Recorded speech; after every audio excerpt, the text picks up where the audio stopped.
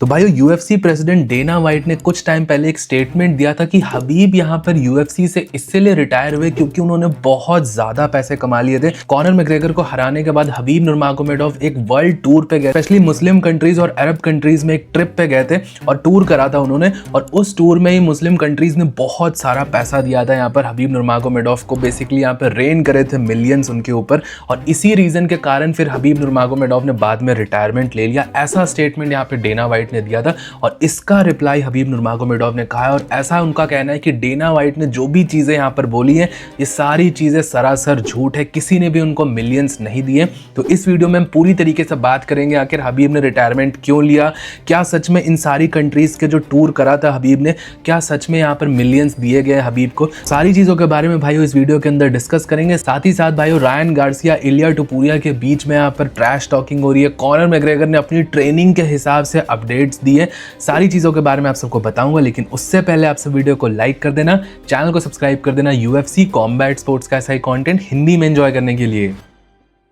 तो भाइयों कुछ टाइम पहले यहाँ पर डेना वाइट ने एक स्टेटमेंट दिया था और डेना वाइट का ऐसा कहना था कि हबीब नुरमागोमेडोव, कॉनर मैग्रेगर और ये जो आउट ऑफ द प्रोपोर्शन जो फाइटर्स जो पॉपुलर है, जो सुपर स्टारडम वाले यूएफसी फाइटर्स हैं, इनको फाइट करवा पाना इसलिए मुश्किल होता है। स्पेशली हबीब के केस में वो दोबारा इतने प्राइम पे रिटायर करके दोबारा फाइट करने क्यों नहीं आए। उनका ऐसा कहना था कि हबीब नुरमागोमेडोव ने जब कॉनर मैग्रेगर को हराया तो उनकी पॉपुलैरिटी सुपर एक्सप्लोड करी, वो बहुत ज्यादा ओवर द नाइट वो वर्ल्ड वाइड सुपरस्टार बन गए। स्पेशली मुस्लिम कंट्रीज जो अरब कंट्रीज हैं इसके अंदर बहुत ज्यादा पॉपुलर हुए। फिर उन्होंने एक वर्ल्ड टूर करा यहाँ पर इन कंट्रीज के बीच में और इन कंट्रीज ने उनके ऊपर मिलियंस रेन करे, मतलब बहुत सारे पैसे यहाँ पर हबीब को दिए। और इसलिए इतने ज्यादा पैसे हबीब ने कमा लिए कि फिर उनको यूएफसी में फाइट करने की कोई जरूरत नहीं थी और इसलिए उन्होंने यूएफसी में फाइट नहीं करा। अब हबीब ने भाइयों कुछ दिनों पहले इंस्टा स्टोरी पे यहाँ पे सारी चीजें क्लियर करी। उनका ऐसा कहना है ये जो डेना वाइट ने बोला है कि उनको मिलियंस मिले हैं कहीं से भी, ये सरासर झूठ है। ऐसा कोई भी यहाँ पर कोई भी कंट्री नहीं थी जिन्होंने सीधा सीधा जाके हबीब नुरमागोमेडोव ने क्योंकि कॉनर को हरा दिया था तो उनको मिलियंस ऑफ डॉलर्स दे दिए थे,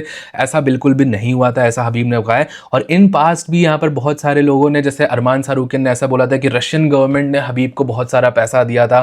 फिर यहाँ पर हबीब की जो जिम्स थी वो रशियन गवर्नमेंट ने बनवाई यहाँ पर रशिया में। तो हबीब नुरमागोमेडोव ने उसका भी क्लैरिटी दिया था कि यहाँ पर किसी ने भी आज तक उनके कोई भी बिल्स पे नहीं किए, उन्होंने सारे अपने खुद के बिल्स खुद ही पे करें, खुद के जिम्स खुद के पैसों से ही कंस्ट्रक्ट करवाएं, किसी ने भी कोई हेल्प नहीं करी है उनकी। अब मैं भाइयों आप सबको एक्चुअल रियलिटी बताता हूँ यहाँ पर डेना वाइट ने क्या स्टेटमेंट दिया और इसका क्या एक्चुअल मतलब है।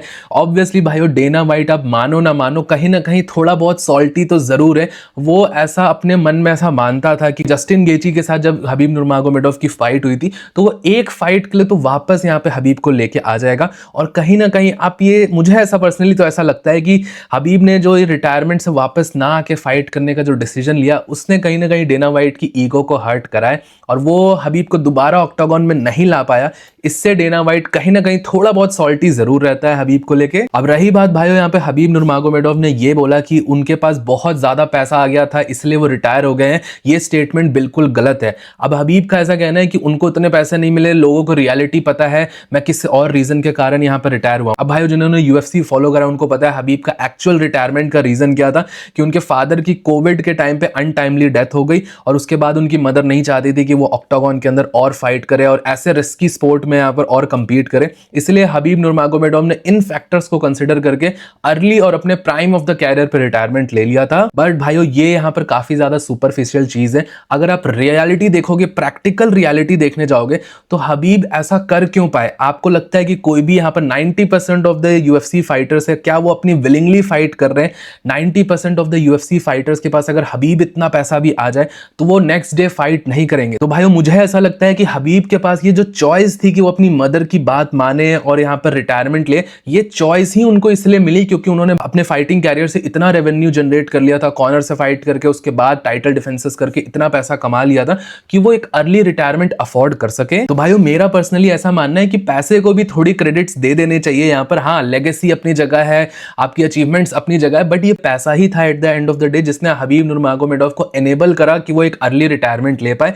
बहुत सारे आज के भी चैंपियंस है, टॉप कंटेंडर कंटेंडर्स हैं वो चाह के भी अर्ली रिटायरमेंट नहीं ले सकते, क्योंकि उनकी लाइफ आगे के लिए पूरी तरीके से सेट नहीं है, उनको और फाइट्स करनी पड़ेगी।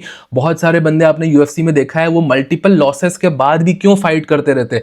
हम तो भाइयों यहाँ पे बोल देते कि अपनी लेगेसी खराब कर रहा है, ये क्यों और फाइट कर रहा है, लेकिन भाइयों सिर्फ लेगेसी से उसका घर नहीं चलेगा, उसके पास भी ऐसे मिलियंस ऑफ डॉलर्स होते तो वो भी यहाँ पर अर्ली रिटायरमेंट ले लेते। अब भाइयों बहुत सारे लोग आप में से भी मुझे यहाँ पर बोलेंगे कि हे तो ऐसे कैसे बोल रहा है, फाइटर्स यहाँ पर लेगेसी के लिए फाइट करते हैं, फाइटिंग उनके खून में होता है ये वो।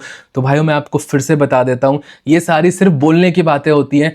एक्चुअल में आज के टाइम पे 90% फाइटर्स जो हैं, ये पूरा जो इंडस्ट्री है कॉम्बैट स्पोर्ट्स की, ये प्राइज फाइटिंग इंडस्ट्री है। यहाँ पे प्राइज फाइटिंग करी जाती है। फाइटर्स यहाँ पे सच में किसी को हेट नहीं करते हैं, उनके खून में ही लड़ाई है, ये सारी बस बोलने की बातें।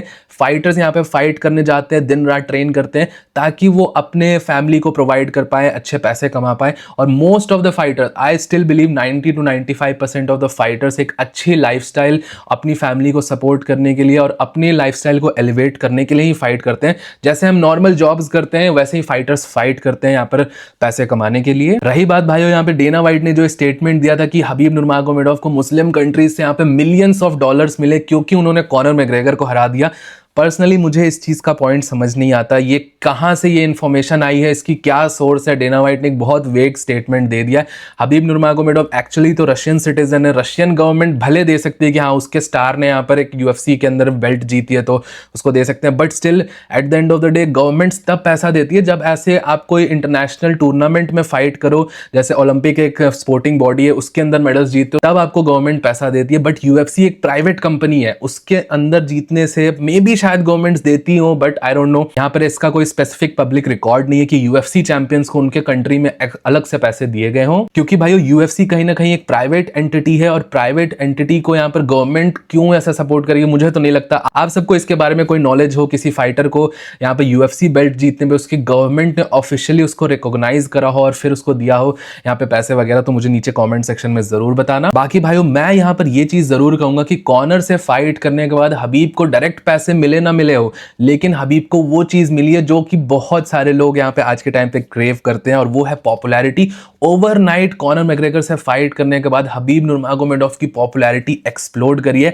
बहुत सारे लोग बोलेंगे कि हम तो हबीब को पहले से भी देखते थे, लेकिन भाइयों अगर आप हबीब को पहले से देखते थे तो आप हार्डकोर ऑडियंस थे, लेकिन जो कैजुअल ऑडियंस, जो मासेस में हबीब का यहाँ पर जो पॉपुलैरिटी फैली, वो कहीं ना कहीं कॉनर को हराने के बाद यहाँ पे हबीब की पॉपुलैरिटी इंक्रीज हुई। और भाइयों इसी पॉपुलैरिटी की बेसिस पे हबीब नुरमागोमेडोव आज फाइट नहीं कर रहा है, बट उसके अलावा बहुत सारे मल्टीपल बिजनेसेस है, वाटर ब्रांड है, और तो और हबीब नुरमागोमेडोव का खुद के जिम है। यहाँ पे नैस जिम जो है यहाँ पर हबीब नुरमागोमेडोव की टीम उसमें ट्रेन करती है। दुबई में जिम है, हबीब्स जिम का एक अलग ही जिम चेन यहाँ पे चल चुका है। फिर यहाँ पर दागिस्तान के अंदर ही हबीब ने एक नया जिम बनाया। ये सारी चीजें क्यों हबीब कर पा रहे हैं? अब तो वो फाइट भी नहीं कर रहे क्योंकि उन्होंने इतनी ज्यादा पॉपुलैरिटी गेन करी और उस पॉपुलैरिटी के ऊपर ही उन्होंने अपना हबीब ब्रांड बेसिकली बिल्ड कर लिया है। बाकी भाइयों आप सबका इस बारे में क्या सोचना है आप सब मुझे नीचे कमेंट सेक्शन में जरूर बताना। अब बात करते हैं यहाँ पर यूएफसी के लाइट वेट चैंपियन इलिया टुपुरिया और बॉक्सर रायन गार्सिया के बीच में काफी सारी ट्रैश टॉकिंग चल रही है। बेसिकली इलिया टुपुरिया एक एमएमए फाइटर, रायन गार्सिया एक बॉक्सर। पिछले 10 साल से कितने ही ऐसी फ्यूड्स हम सबको देखने को मिली है। जब भी कोई बड़ा यूएफसी चैंपियन फेमस होता है तो किसी बढ़िया बॉक्सर को अपना पकड़ता है। हमने पिछले कुछ टाइम से लगातार देखा है, कोई भी बड़ा यूएफसी चैंपियन होता है, एक बॉक्सर एक फेमस बॉक्सर को पकड़ता है ताकि इन होप्स की कॉनर मैग्रेगर जैसी यूएफसी उसकी भी एक फाइट करवा दे। बट कॉनर मैग्रेगर के बाद तो यूएफसी ने बोल दिया हम कभी ऐसी कोई फाइट करवाएंगे ही नहीं।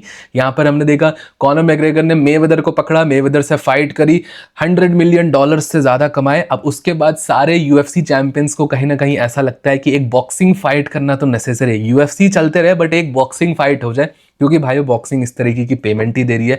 यूएफसी चैंपियंस आज भी 5 मिलियन से 10 मिलियन के बीच पर फाइट कमाते हैं, और रायन गार्सिया जैसा बॉक्सर या आप जो कॉनर बेन जैसा बॉक्सर जो कि बहुत ही ज्यादा सुपर पॉपुलर भी नहीं है, वो $15 मिलियन कमाता है यूएफसी की सब्सिडरी कंपनी जूफा बॉक्सिंग से। तो डेफिनेटली भाइयों आज के टाइम पे इलिया टुपुरिया जिसने फेदरवेट डिवीजन में भी बेल्ट जीत ली, लाइट वेट डिवीजन में भी बेल्ट जीत ली, उसने अपना शिकार पकड़ा है यहाँ पर रायन गार्सिया को, और वो रायन गार्सिया को मल्टीपल टाइम बॉक्सिंग फाइट के लिए चैलेंज करते जाता है।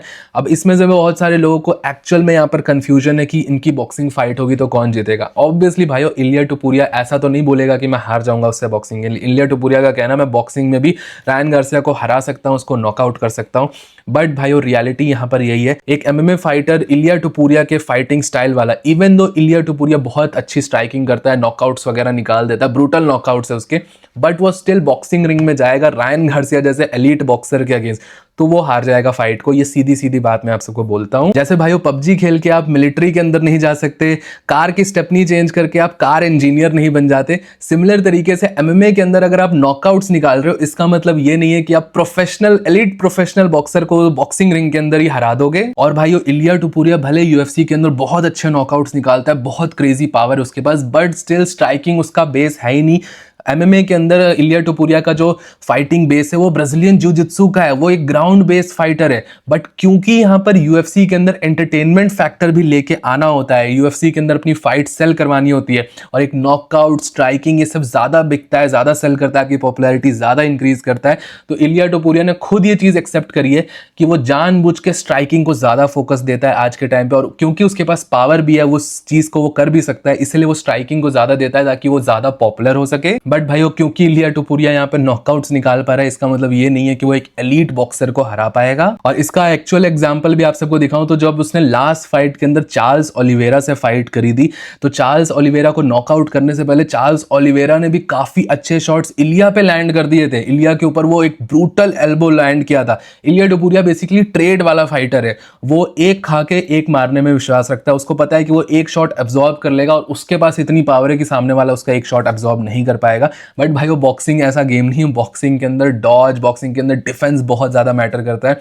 सिमिलर अगर चार्ल्स ओलिवेरा उस पर स्ट्राइक्स कनेक्ट कर पा रहा है, रायन गार्सिया या कोई भी ऐसा एलीट फेदरवेट का बॉक्सर जाएगा उसके साथ, बेसिकली भाइयों यहाँ पर इलिया टुपुरिया के अगेंस्ट कोई भी डॉग फाइट में इन्वॉल्व नहीं होगा। तो रियलिस्टिकली देखोगे भाइयों तो इलिया टुपुरिया रायन गार्सिया की एक्चुअल में बॉक्सिंग फाइट होती है तो इलिया टुपुरिया के चांसेस बहुत कम रहने वाले हैं, अराउंड 20-30 मैक्सिमम 40% चांस होंगे एक एक्चुअल बॉक्सिंग फाइट के अंदर। और सिमिलरली भाइयों अगर रायन गार्सिया कभी एमएमए के अंदर स्टेप इन करता है, एमएमए ऑक्टागन में आता है, तब तो मुश्किल से उसके 5% चांस होंगे कि वो इलिया टुपुरिया को हरा सकता है। तो इस तरीके से चीजें चलती हैं। बाकी भाइयों आप सबका क्या सोचना, इनके बीच में सच में एक बॉक्सिंग फाइट होती है तो कौन जीतेगा, मुझे नीचे कॉमेंट सेक्शन में जरूर बताइएगा।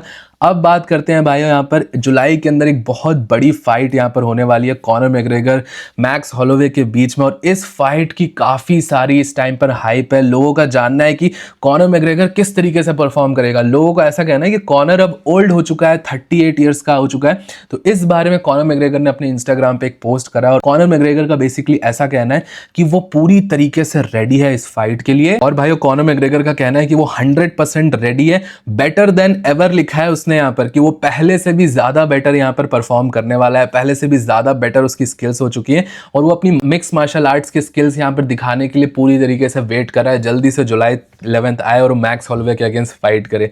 तो भाइयों मेरे हिसाब से ऑब्वियसली कॉनर मैग्रेगर की जो ये फाइट है मैक्स हॉलोवे के साथ, मुझे पर्सनली ऐसा लगता है कॉनर इसको बहुत सीरियसली ले रहा है। अभी भी बहुत सारे लोग थे, मैंने लास्ट वाले वीडियो के भी कमेंट सेक्शन में देखा कि वो तो तभी मानेंगे कि कॉनर की फाइट हो रही है जब यहाँ पर वो ऑक्टागन के अंदर आएगा। वेल फेयर इनफ भाइयों, जिस तरीके से कॉनर की फाइट पिछले 5 सालों से आप वेट कर रहे हो, तो हाँ ये प्रिकॉशन रखने के लिए मैं आप सबको कुछ नहीं कह रहा, बढ़िया है, आप सब तभी विश्वास करना जब तक कॉनर ऑक्टागन के अंदर ना आए। बट स्टिल मुझे पर्सनली ऐसा लगता है कि कॉनर इस फाइट के लिए बहुत ज्यादा सीरियस था। इसके पीछे के रीजन ऐसे हैं कि डेना वाइट ने ऐसे ही नहीं अनाउंस कर दिया कि अचानक से जाके अनाउंस कर दिया, क्योंकि बहुत लोग कह रहे थे फ्रांसिस अंगानू की फाइट हो रही थी, नेटफ्लिक्स का इवेंट चल रहा था इसलिए अनाउंस कर दिया। मैक्स हॉलोवे ने कुछ टाइम पहले अपनी लाइव स्ट्रीम पे रिवील करा कि ये फाइट के डिस्कशंस और नेगोशिएशंस बहुत टाइम से चल रही थी, और इसको एक्चुअल में छुपा के रखना, इसके रूमर्स ना निकल जाए, ये लीक ना हो जाए, बहुत बड़ा टास्क था। और उनकी ये नेगोशिएशन बहुत पहले से ही चल रही थी, और 2-3 महीने पहले से ही यहाँ पर एक न्यूज आ गई थी, मैंने वीडियो में भी आप सबको बताया था। कॉनर मैग्रेगर ने अपना फाइट कैंप स्टार्ट कर दिया, कॉनर मैग्रेगर एक्चुअल ट्रेनिंग कर रहा है, सारे ट्रेनिंग पार्टनर्स को लेके आ चुका है, और उस टाइम से ही भाइयों कॉनर मैग्रेगर सोशल मीडिया से भी काफी ज्यादा डिस्कनेक्टेड है। हालांकि इसमें तो बहुत टाइम हो गया, बट बीच में उसने ट्वीट्स करे थे, बट एक्चुअल में वो बहुत ज्यादा इन्वॉल्व नहीं है। तो मुझे पर्सनली ऐसा लग रहा है कि दबा के ट्रेनिंग चल रही है यहाँ पर कॉनर मैग्रेगर की, बता नहीं रहा है किसी को, बट प्रिपरेशन पूरी चल रही है। बाकी भाइयों मुझे पता है आप सब तो तभी विश्वास करोगे जब ऑक्टागन में एक्चुअल यहाँ पर कॉनर मैग्रेगर होगा, जो कि fair enough, I understand, but मैं तो कहीं ना कहीं यहाँ पर लग रहा है मुझे कि यहाँ पर जुलाई के अंदर फाइट होगी। आप सबका क्या ओपिनियन है कॉनर मैग्रेगर की पूरी प्रिपरेशंस के ऊपर, मुझे नीचे कमेंट सेक्शन में जरूर बताइएगा। टिल देन वीडियो पसंद आया हो तो प्लीज वीडियो को लाइक, चैनल को सब्सक्राइब कर देना। मिलता हूं आप सबको नेक्स्ट वीडियो में अगले अपडेट के साथ। Bye bye.